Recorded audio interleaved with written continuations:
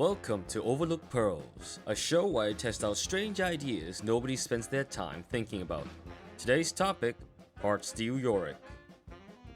Now I know all the Yorick gods have declared that it is either Prowler's Claw or Divine Sunderer for Yorick, but I say there are more options in this world than just these two mythics. Yorick is a thick boy and he deserves to be played like one. So today's mythic of choice will be Heartsteel. Now before you attack me for being a non-Divine Sunderer enjoyer, let me explain. Heartsteel right now is the ultimate health stacking item, capable of growing Yorick into a very beefy tank.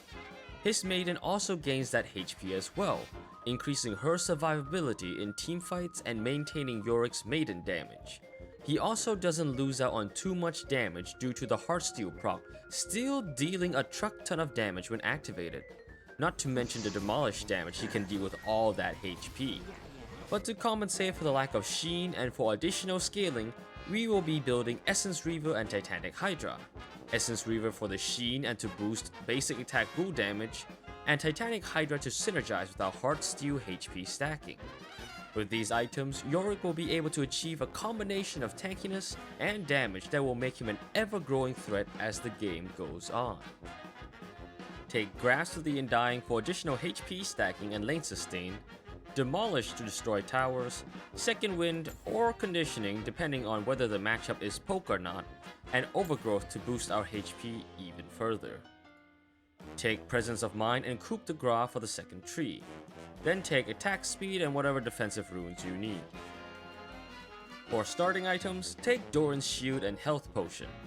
As explained earlier, Heartsteel will be our mythic, followed by Essence Reaver and Titanic Hydra. These will be your core items. Heartsteel for the health scaling, and Essence Reaver for the damage and sheen, and Titanic Hydra for cleaving damage and even more sustained damage late game. Our choice in shoes can be either Armor Boots or Merc Treads. Armor for Armor and Merc Treads for MR. The last two items should be tank items to complete the Chungus energy with this build. Warmogs versus poke heavy teams such as Leandri's users, Thornmail for anti-heal, Dead Man's Plate for mobility, Force of Nature against AP heavy teams, and Turbo Chem Tank for MR and mobility. As always, pick what is appropriate for the situation, but always try to build the core items first. Most of the time, you'll want to avoid engaging until level 2.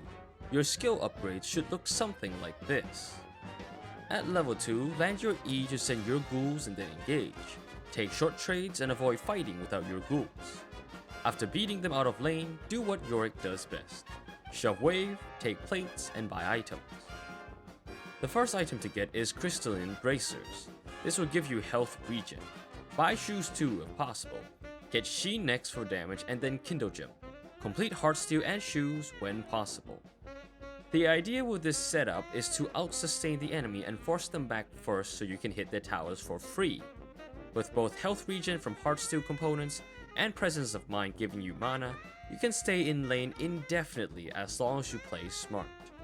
Assuming everything has gone well, you have taken their top tower and have continued split pushing as usual. Essence Reaver should be completed or close to being finished. If your team is weak, go teamfight with Maiden to help secure objectives. If your team is doing decent, split push to draw pressure and maybe just end the game. But if you're not doing well, don't risk split pushing or you are just wasting your tank capabilities. Teamfight, farm, and secure objectives. Once you have regained some footing, then split push. In both scenarios, always try to stack Heartsteel to HP scale as fast as possible. Finish Titanic Hydra and work on your last two defensive items. Your health bar should be very sizable right now, and 1 Q is enough to smash someone for large amounts of damage. The Sheen, Heartsteel proc, and Titanic Hydra cleave is no joke in teamfights. Split pushing should be done accordingly to your judgment at this point. But just so you know, 1 demolish is enough to level an entire tower, assuming there are any towers left for you to demolish at that point.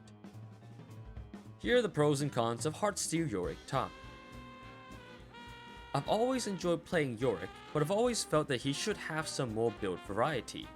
This thick Rick build with Heartsteel is one of the ways I enjoy playing Yorick, especially when it's both viable and fun. What do you think? Do you like this build or do you hate it? Have you done other strange builds on Yorick? Do you have your own suggestions for this series? Leave your thoughts in the comment section below. And that's all for today, folks. If you enjoyed this video, be sure to leave a like. Over 90% of my viewers are not subscribed to my channel, so consider doing so if you're interested. I'll catch you guys later. Rock Tofu, signing off.